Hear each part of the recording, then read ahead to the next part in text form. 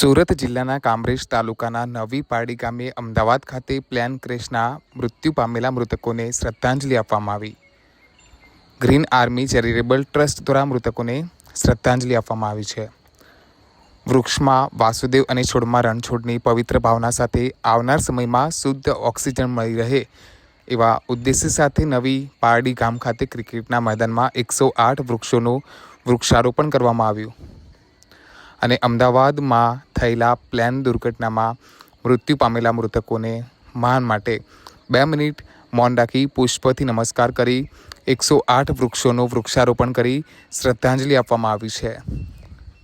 આ સમગ્ર કાર્યક્રમ ગ્રીન આર્મીના સૈનિકો દ્વારા કરવામાં આવ્યું હતું। ગ્રીન આર્મી ગ્રુપના સૈનિક કિશોરભાઈ દ્વારા જણાવવામાં આવ્યું કે જન્મદિવસ હોય કે લગ્નની વર્ષગાંઠ હોય કે પછી પુણ્યતિથિ હોય, તે નિમિત્તે લોકો સાથે મળીને વૃક્ષારોપણ કરીએ છીએ। બ્યુરો રિપોર્ટ, બનાસ રત્ન ન્યૂઝ, સુરત।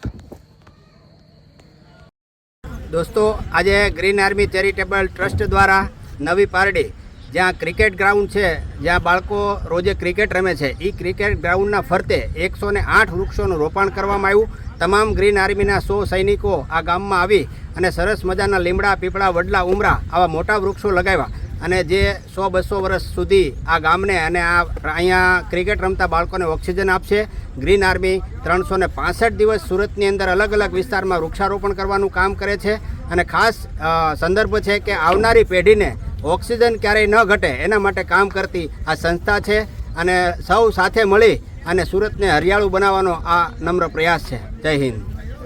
કામરેજ તાલુકાના નવી પારડી ગામ ખાતે ગ્રીન આર્મી દ્વારા આપણે અમદાવાદમાં જે પ્લેન ક્રેશ થયું હતું ને એમાં પૂર્વ મુખ્યમંત્રી શ્રી વિજયભાઈ રૂપાણી તથા જે બીજા યાત્રિકોના નિધન થયા હતા તેની શ્રદ્ધાંજલિના રૂપે 108 વૃક્ષનું વાવેતર ગ્રીન આર્મી ટ્રસ્ટ દ્વારા કરવામાં આવ્યું છે।